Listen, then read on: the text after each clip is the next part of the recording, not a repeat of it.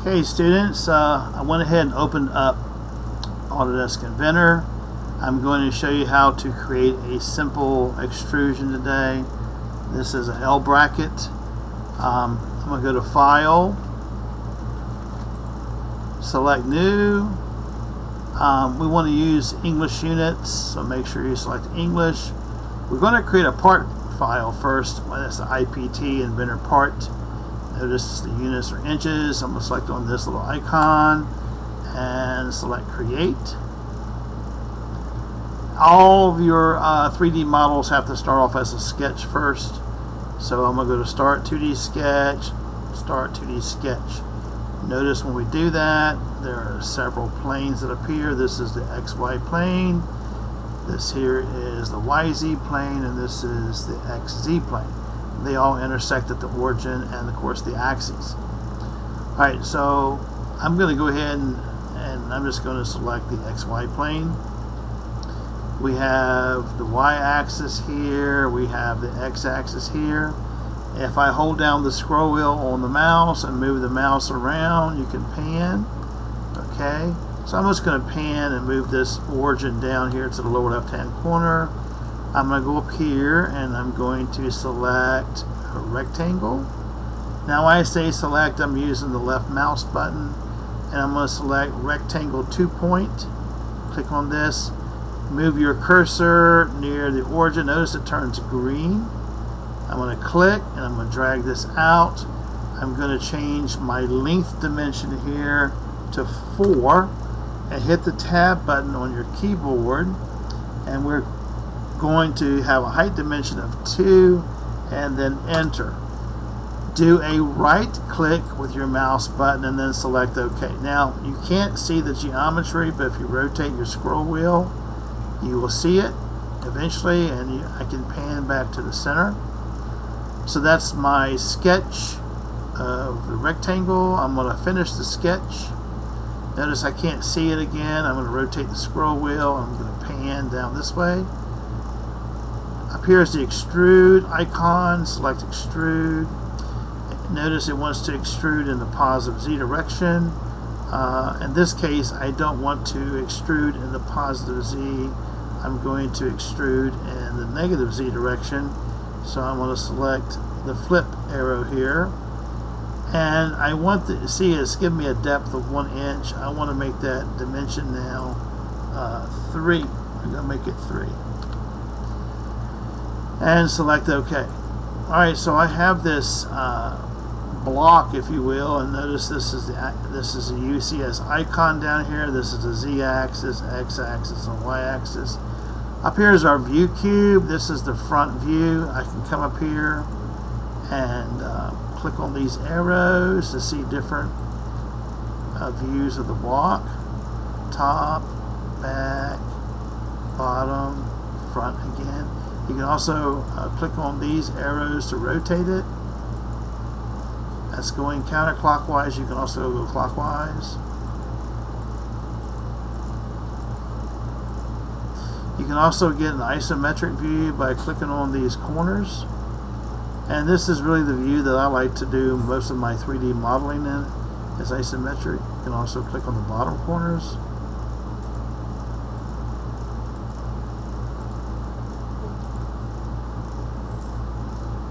Okay, now I'm going to create another sketch on this surface right here. So I'm going to go Start 2D Sketch, Start 2D Sketch, and I'm going to click on this face or that surface. I'm going to hold down the scroll wheel and pan over some.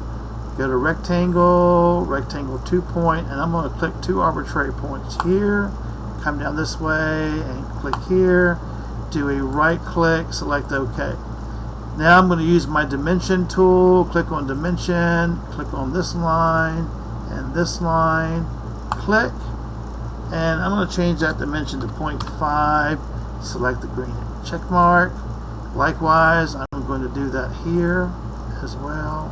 Pull the dimension off the part, type in 0.5, select the green check mark. Now I'm done with my sketch, so I'm going to finish the sketch, and I'm going to extrude again, and it's going to select the last profile that I drew. Well, I don't want to go in this direction because that's going to add material. I'm going to flip it, and notice it's going to subtract material by changing direction. And that's what I want to do. Let's say I want to machine this block to look like an L block. So select OK. Alright, now I want to add a hole here in this part. So I'm going to go to Start 2D Sketch, Start 2D Sketch, click on this face. I'm going to hold down the scroll wheel and pan. I'm going to go to Circle, Circle Center Point. Now, if I hover, you'll see a green dot. That's the midpoint. Don't click, just hover. And I'm going to move this. You see an inferred line. It's a ghost image of a line. I'm going to click, and I'm going to drag out a circle. Click again. Do a right click. Okay. Okay. When I say click, that's the left mouse button. Of course, right click means use the right mouse button. Now I want to position this hole exactly where I want it to go. So I'm going to use my dimension tool. I'm going to click here and here and come down, and I'm going to make that here, let me undo that. This is a good time to demonstrate how to do undo. Right here is the undo arrow, so I'm going to delete that. I want to dimension here to here to get an idea. I'm going to accept that. It's 3.5. So half of 3.5 is 1.75. So I'm going to dimension from this line to the center, drag it down, click, make this 1.75, excuse me. Select the green check mark. Alright. Do a right click, OK. And I'm going to right click on this and delete that. I no longer need that dimension.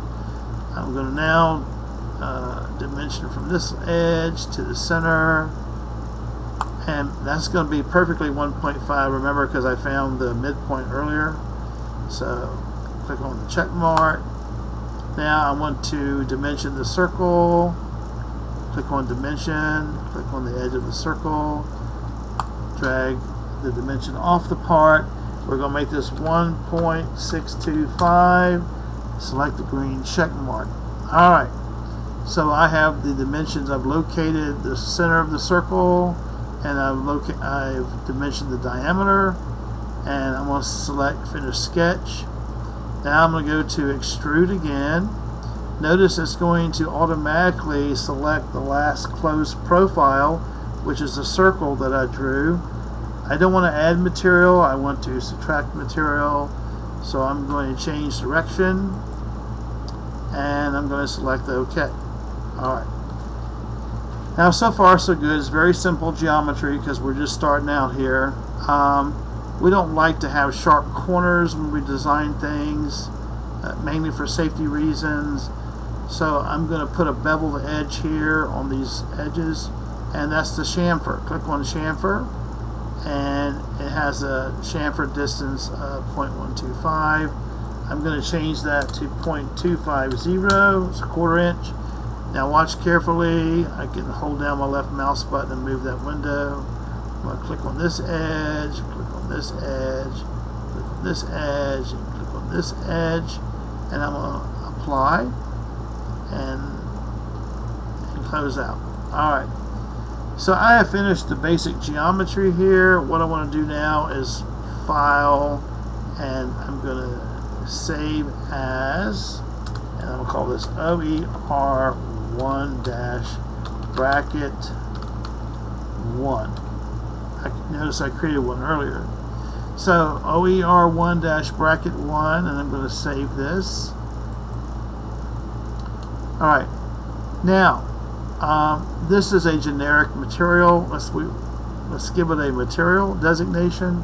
Over here is your browser. If I do a right click and go on the file name and come down to iProperties, go to Summary, and the title of this, we're going to call it L Bracket. That's the name of the part. The subject is CAD 140. Okay, and the author would be you. So I'm going to put my name here because I'm the author. The manager would be your teacher. And the company here, since I work for Virginia Peninsula Community College, I'm going to type in Virginia Peninsula Community College. Alright, and I like that. I'm going to go to project next. Here I'm going to leave the part number as is. Come down to where it says designer. You're going to type in your last name, engineer, whoever the engineer is on the job, and then the authority. Okay, so the designer, the engineer, and the authority, person of authority. There's always a hierarchy in a company. Somebody has to approve the final drawing. Go to status, and you're going to put your name or status and check by, sorry, actually come here, type in, check by, click on the check mark, the date, approved by, check the date, and then manufacturer and approved by. You don't want to make it till it's approved, right? And click on the date, apply, and close. Alright. So, I want to go to physical here, arrow down, and we're going to select steel alloy, apply, close, file, and then save. If you want to save this picture, you can go to file and export as an image, and you can select a PNG file, for example, and save, and you can use that picture in your Word documents, Excel, and PowerPoint, and so forth. Alright, so now I want to show you how to create a drawing of this part. This is the 3D part. We are actually done with a 3D model. Very simple. We're just trying to show you how to use the extrude icon here in this video. Go to File and go to a New. Now we want to make a drawing. Come down here where it says ANSI. ANSI stands for American National Standards Institute. The drawing layout is a certain standard you have to follow, and we use the American National Standards Institute as a guide in creating these drawings. IDW, up here, remember IPT was inventor part file, IDW is inventor drawing file. Click on this and select create.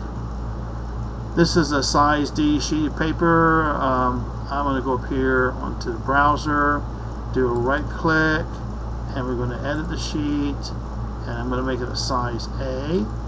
And I'm going to leave it landscape, select OK. So you can see it's landscape.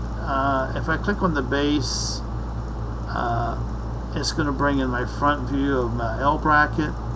Earlier when I was playing around with this part, I made sure this scale was 0.5, so I have enough room to lay out all the views of this L block. Select OK. Now notice when I move my cursor over here near this part, a red box appears. Hold down your left mouse button and you can drag this part wherever you want to on your drawing. I'm going to put it right here, and then I'm just going to click off the screen. Now I'm going to project this view. I'm going to show you the top view, the right side view, and isometric. Go to projected, click on, you see the box appear. When the red box appears, click, and we're going to move this up. Click here with your mouse, come over here to the right, click, come up at the 1 o'clock position. We're going to do a left click, a right click, and select create.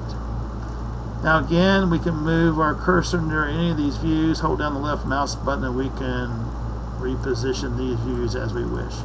I like to try to balance my views on my drawing. I like to shade my isometric, so if you move your cursor near the isometric drawing, do a right click on there and select edit view, and we're going to select shaded and select OK. So it will shade the isometric. I don't want to shade the other views. Now I want to go to annotate, and I want to add a center mark for this circle here, and then I'm going to use the bisector center line and click here, here, here, here, and again that's the center line and center marks for the whole. Okay, now I need to start dimensioning this part. Alright, so I'm going to go to my dimensioning tool right here, click here, and I'm going to click here and here, and I like that size for the size of the dimension text. Click here, say OK. I can zoom in, dimension again. We're going to dimension this vertical leg. Click, select OK. So I'm just going to place these dimensions here. Select OK. Dimension. Click here, here. Drag it down. Click. Okay. You want to keep the spacing between dimensions to be uniform. All right. Do a right click OK because I want to reposition this a little bit. All right. So I want to dimension this step over here. Okay. I want to dimension from here to here. Drag it off the part. Click. Okay. Again, dimension from here to here. Click. Okay. Dimension this circle. Notice that little circle appears, a diameter symbol. Click of the edge and drag it up. Click. Now I want this to be 3 decimal places, so I go to precision and tolerance. Change this to 3 decimal places. Select OK. Right click OK.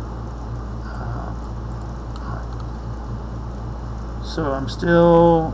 I want to dimension. Let's see if I have all my dimensions I need for right now. I may have missed a few, but that's okay. I gotta add the chamfer dimension, so I'm gonna click on this edge and this edge and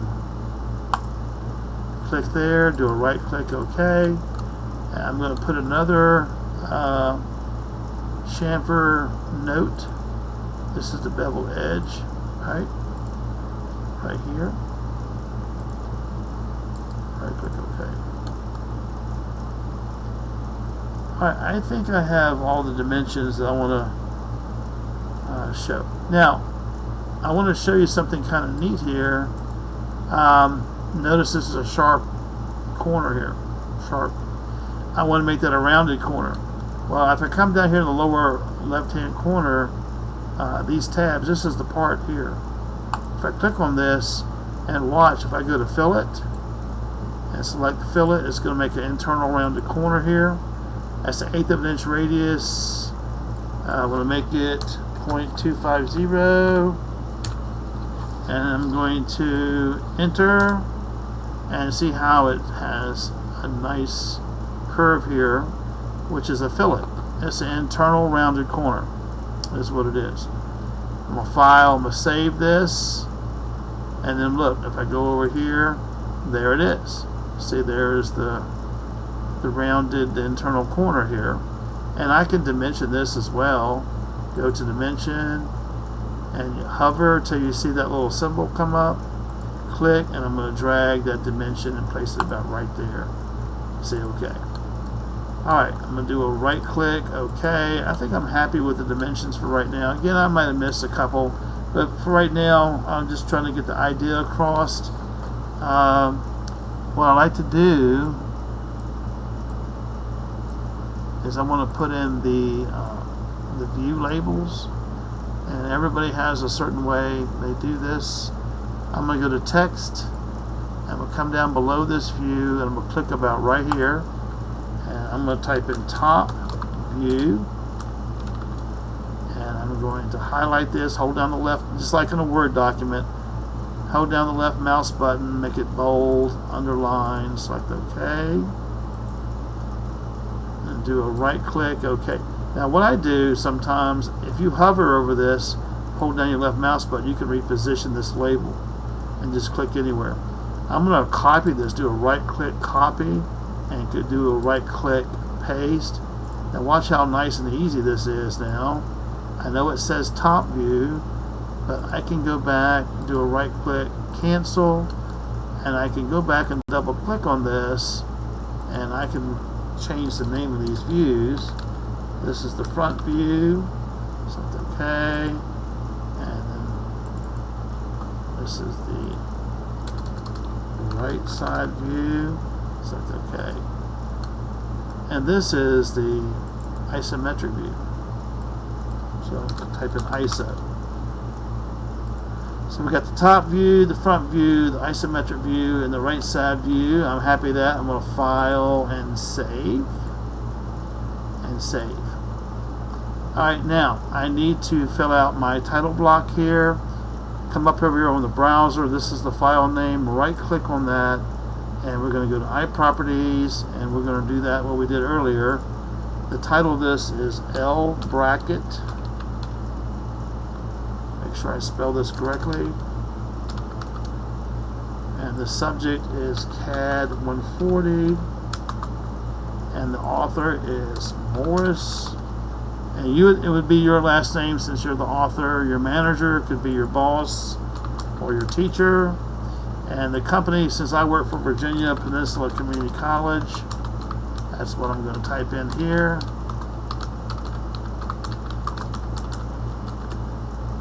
Okay, I'm going to go to project, and the designer would be, of course, you.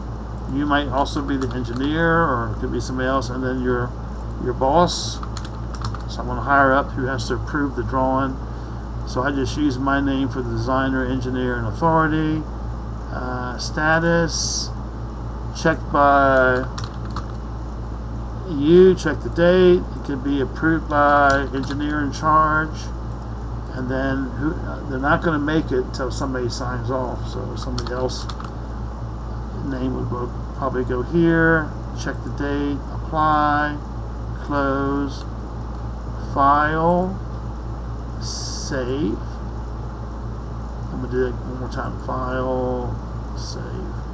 Alright. Now, there you go. Now you want to, let's say you want to send this to somebody as a PDF. You go to File,